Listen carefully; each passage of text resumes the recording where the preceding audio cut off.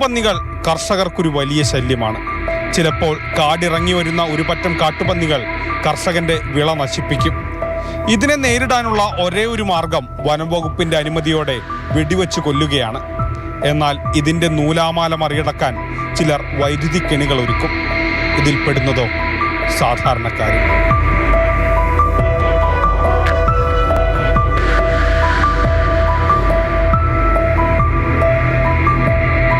പാലക്കാട് പന്നിക്ക് വയ്ക്കുന്ന കെണിയിലൊക്കെ പെട്ട് നിരവധി പേർക്ക് ജീവൻ നഷ്ടപ്പെടാറുണ്ട്.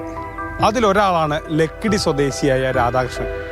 കുറച്ച് നാളുകൾക്ക് മുൻപാണ് രാധാകൃഷ്ണൻ ഇവിടെ ഒരു വൈദ്യുതി കെണിയിൽ പെട്ടതും ജീവൻ നഷ്ടമായത്. അതായത് ഇവിടുന്ന് കുറച്ച് നീങ്ങിയിട്ട് ഈ ഒരു ഭാഗത്താണ്, കണ്ടത്തിൻ്റെ ഈ ഒരു ഭാഗത്തായിട്ടാണ് ആൾ വീണ് കിടക്കുന്നത് കണ്ടിരുന്നത്. അതുപോലെ തന്നെ അതായത് ഇവിടെ വന്ന് നോക്കിയപ്പോൾ കുറ്റികളൊക്കെ ഉണ്ടായിരുന്നു, അതിൽ കമ്പികളൊന്നും ആ സമയത്ത് കാണാൻ കഴിഞ്ഞില്ല. കൂടുതലായിട്ട് നമ്മൾ എടുക്കാൻ വേണ്ടി തിരിച്ചു മറിച്ചും കിടക്കുന്ന സമയത്താണ് ആളുടെ മേലുള്ള മുറിപ്പാട് കാണാൻ കഴിഞ്ഞത്. അതുപോലെ തന്നെ ഒരു പന്നി അളിഞ്ഞിട്ട് അതിനെ വെട്ടിമൂടിയ ഒരു സിറ്റുവേഷൻ കാണാൻ കഴിഞ്ഞു. അടുത്ത് തന്നെ അതുപയോഗിച്ചൊരു കൈക്കോട്ട് ഒരായുധം അന്ന് നമുക്ക് കാണാൻ കഴിഞ്ഞിട്ടുണ്ടായി. വീട്ടിലേക്ക് എത്താൻ ഏകദേശം ഒരു 100 മീറ്റർ മാത്രമേ ബാക്കി ഉണ്ടായിരുന്നുള്ളൂ. അതിനിടയിലാണ് ഇവിടെ വച്ച് ഷോക്കേറ്റ് അദ്ദേഹം മരിക്കുന്നത്. അത് ഷോക്കാണെന്നുള്ള വിവരം നമുക്കത് മനസ്സിലായില്ല. അവിടെ വെക്കുന്നുണ്ട് എന്നുള്ള വിവരം അറിഞ്ഞാണെങ്കിൽ മൂപ്പര് ആ വഴി കൂടെ വരില്ലായിരുന്നു. കമ്പി വലിച്ചുകൊണ്ട് പോയിട്ട് ആളെ അവിടെ കിടത്തി പോയില്ലേ, അതിലാണ് നമുക്ക് സങ്കടം വരുന്നത്. ഒരു ജീവിക്ക് എന്ത് ജീവിയാണെങ്കിലും നമ്മളത് ചെയ്യുമോ?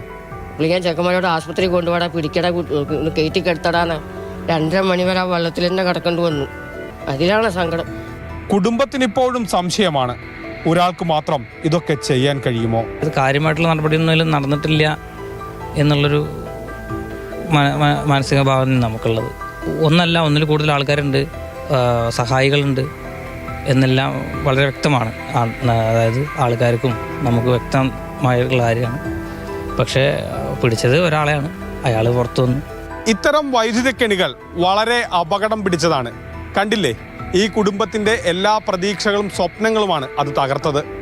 മൽഘോഷി മോഹനൊപ്പം ഗോകുൽ VS, മാതൃഭൂമി ന്യൂസ്, പാലക്കാട്.